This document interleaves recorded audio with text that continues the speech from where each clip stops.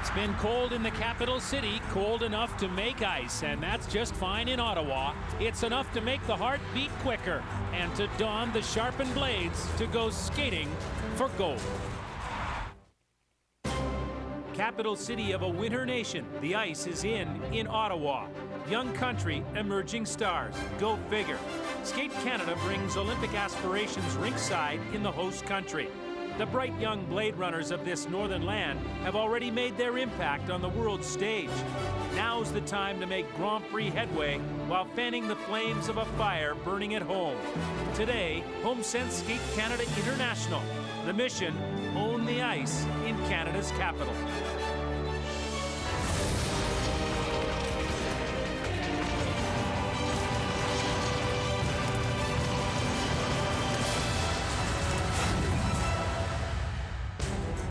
The Hockey Senators have left the building for now. Skaters of a different kind stride into the spotlight at Scotiabank Place, the prestigious second stop on the Grand Prix circuit, HomeSense Skate Canada International. The pair is warming up for the short program.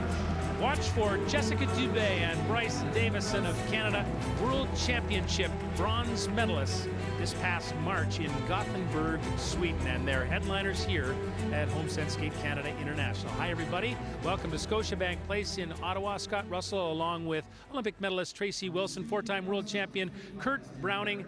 Well, this is the one that everybody wants. You want the ticket, you want the invite to Skate Canada. Why is that, Tracy? Well, it's a well-known fact that international skaters love to perform and compete in Canada because of the audiences. First of all, it's a knowledgeable audience, and secondly, the audiences here are appreciative of all skaters, not just the Canadian skaters. It's interesting, American champion Evan Lysacek, who has been on the Grand Prix circuit for many years, said this is the first time he's been invited to Skate Canada. He says every year he asks for it, and he is so excited. He finally got the ticket to come here. Yeah, and you know what? Ottawa is a skating hotbed, as you know, Barbara Ann Scott and all that. First time for Skate Canada in Ottawa since 1993. So for a Canadian skater, Kurt, of which you are one, is this an opportunity or is this heaping pressure on your back to get it right? Oh, well, skating at home is always a make it or break it situation, but it's an individual story for each skater that how they will handle it, and we'll know at the end of the week about that. But Skate Canada is the kind of competition that has a long lineage. You mentioned 1993. A lot of these skaters representing Canada grew up watching Skate Canada on TV. Now they're here, and this just is really a nod of of representation. If they get to be at Skate Canada for Canada, they've made it. So everyone wants to be here. And a big part of the Grand Prix circuit, you're really building towards something, right? Well, they're building to the Grand Prix final, so placements bring points. The best 6 across the board go to the Grand Prix final, and that's something that everybody wants to go to. Yeah, kind of like the regular season, building towards the championship and also something else. Yeah, the paycheck at the Grand Prix final is better too. I mean, these we call them kids, but this is what they do for a living. And so, the Grand Prix is important for these guys. And the Olympics are coming. Gotta say it. The Olympics are coming. Grand Prix final, a good nod towards that. All right, so it's a big moment for all the internationals as well as the Canadians here, and it's great times for Canadian figure skating. Won 3 medals at the World Championships in Sweden in March. With more on the Canadian story, here's Brenda Irving. Oh, you're oh so right, Scott. An incredible year for Canadian skating. As you mentioned, those 3 medals at the World Championships. The first time in 15 years the country has done that. But Skate Canada says, wait, hold on a second. Let's not get ahead of ourselves and start patting ourselves on the back. And I spoke with the CEO, William Thompson, about that the other day. We've made a lot of improvements very quickly and have seen some dramatic results. I will say that I think though that we still have an awful long way to go down this road, because our goal is really to have multiple athletes in each discipline who can contend for top 5, and we're not there yet. Well, some pretty lofty goals for an organization who just a few years ago watched its skaters struggle. Thompson does admit that a bit of complacency did set in. He says now that they've tasted success, they're not about to let that happen again. Scott? There is a certain wow factor with this pair. 16-year-old Kiona McLaughlin and Rockne Brubaker of the United States. The wow came last week in Everett, Washington, where they climbed to 2nd place at Skate America. You can't take your eyes off them. 2008 U.S. champions, and they will skate to Malagueña.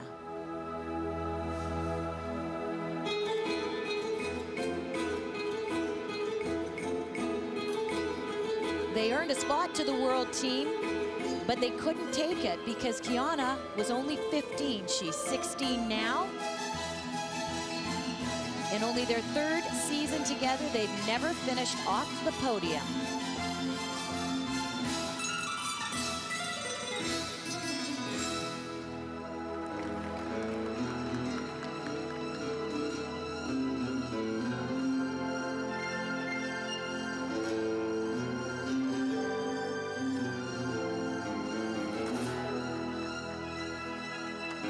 Immediately, you notice Kiana's extension in the lifts. Fantastic position.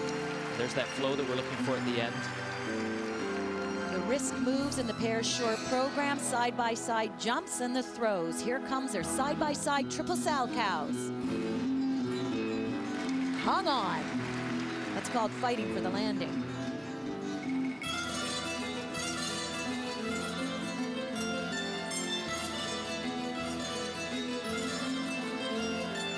Lots of speed. Coming up, a triple twist.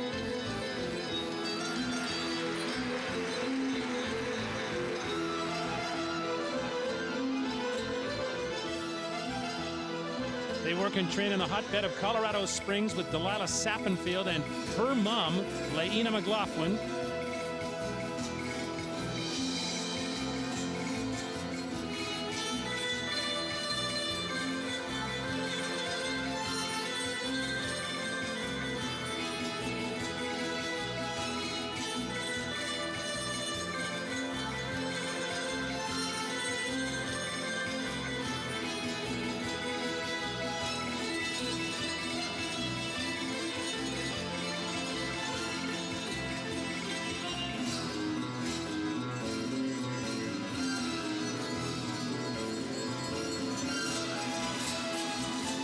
You know, there's an urgency about this team, a quickness, the tempo, the vibration that they have out there. And as they go into the last element, the throw triple loop, they just get you excited with no hesitation at all from her landing straight into the final element. That's a huge choreographic risk. In their competition at Skate America, they finished third in the short program, missing that last throw triple loop. Nailed it here. And another convincing performance.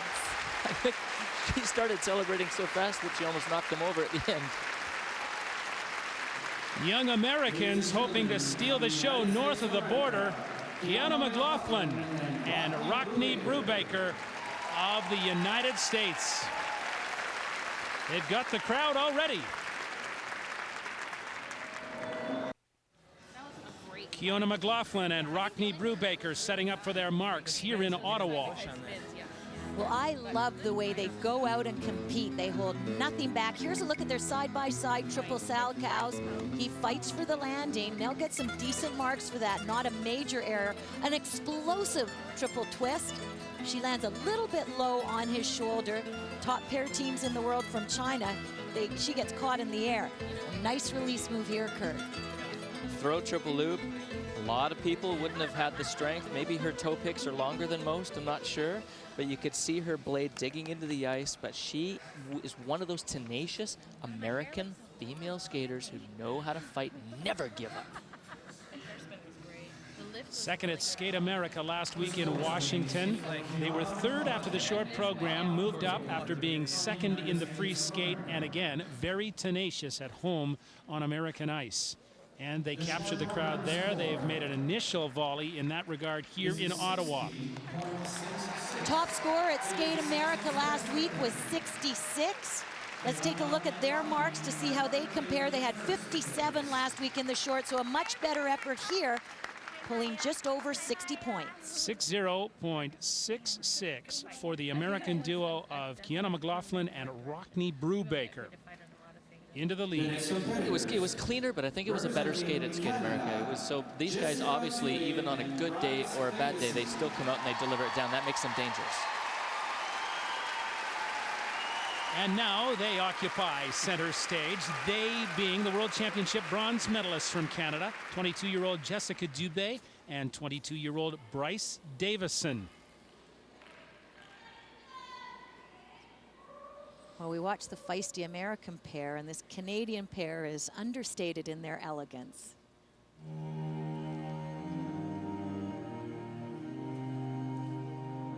Skating to Fix You, choreographed by David Wilson.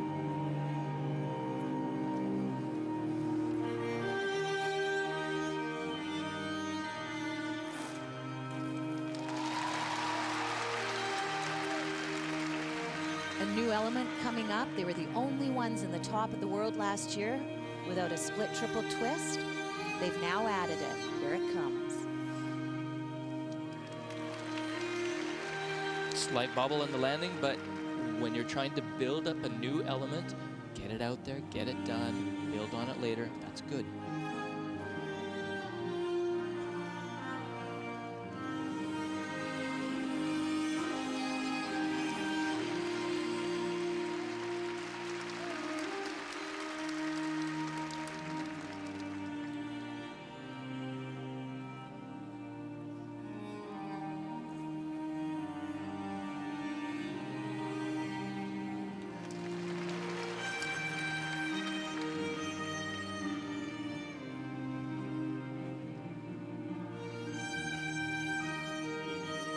They came to Skate Canada last year as the Skate America champions. A very busy competitive season for this duo.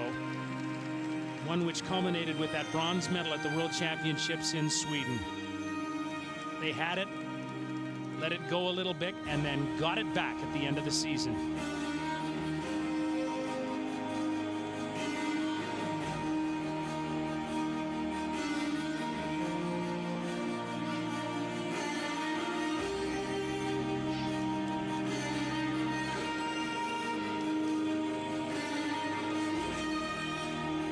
In and out of sync there on their side-by-side spins.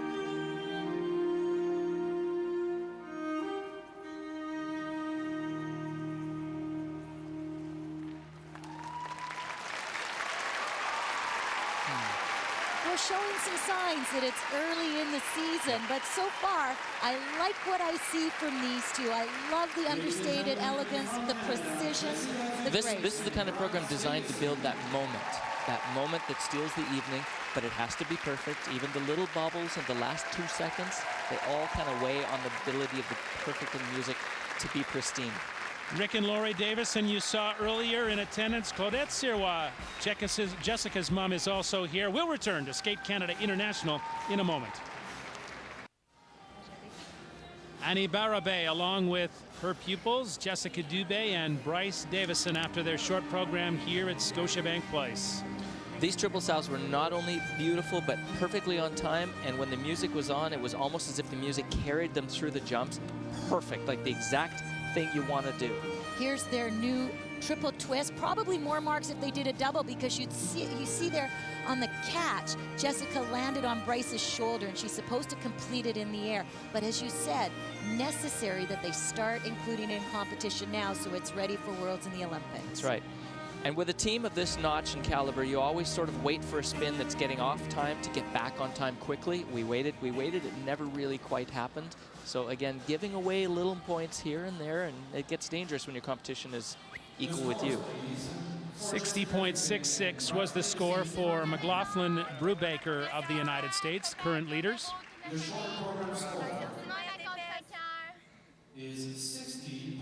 Hellos to everybody back home.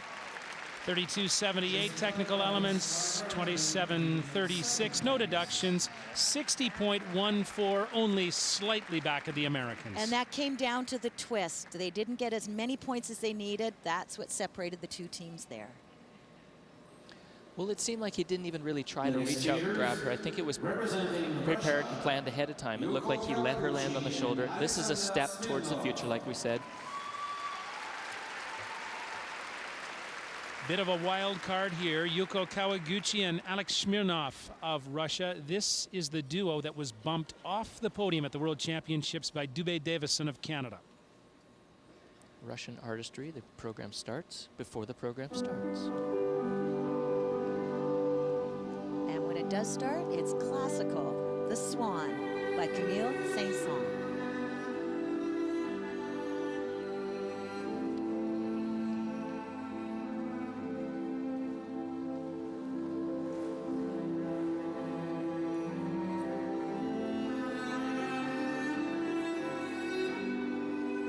Side-by-side triple toes.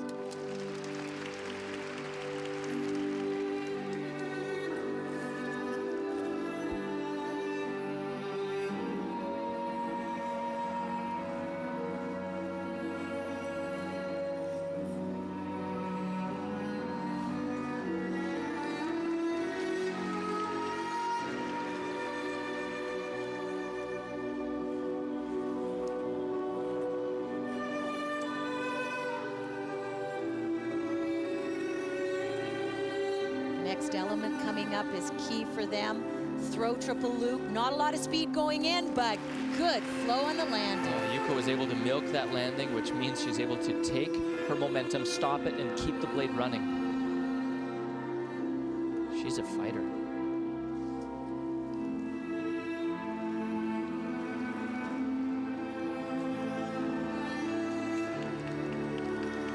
In spite of the fact that she's Japanese born, it's not hard to figure out why this is classically Russian design. They are coached, as you know, by Tamara Moskvina. She was the coach of Elena Berezhnaya and Sikrlidze, who of course competed against Saleh and Peltier.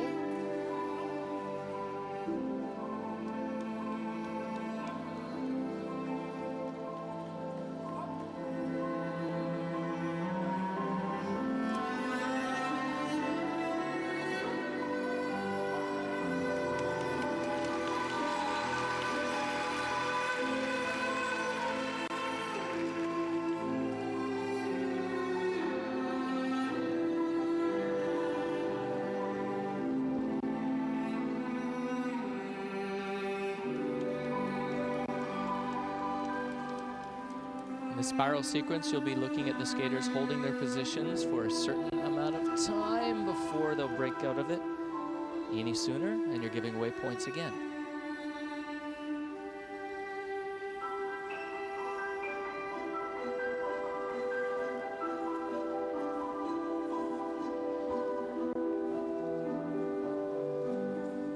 Love the positions in the spin, simulating the shape of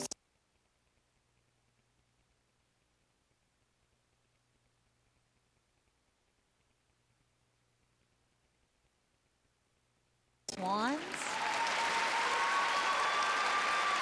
The Russian pairs champions were third at Skate Canada last season in Quebec City, but they have delivered a near flawless short program here in Ottawa. Ladies and gentlemen, from Russia, The effort of Yuko Kawaguchi and Alex Smirnov of Russia.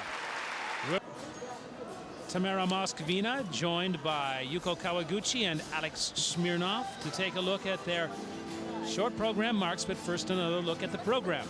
Side-by-side jumps and nice speed and height. Good flow on the landing.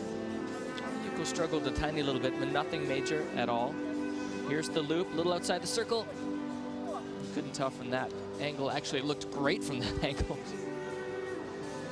There's her coach, small but mighty, Tamara Moskvina.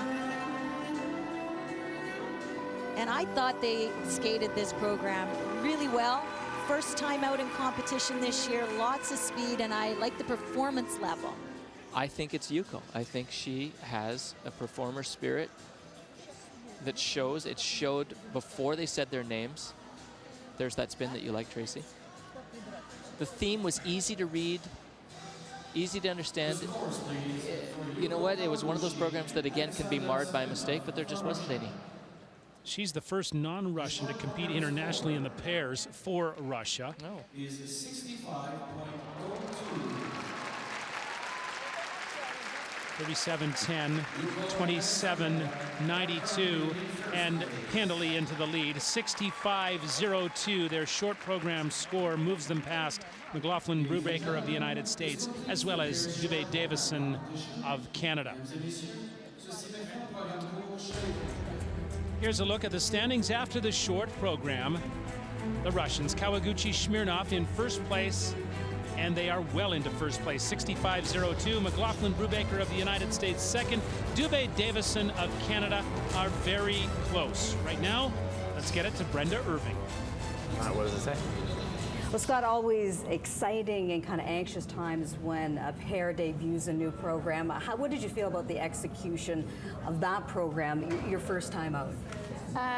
We think it could have been much better. We know we can do better in practice, so we're not too happy about it, but it's okay. We're going to come back for the long, and hopefully it'll be better.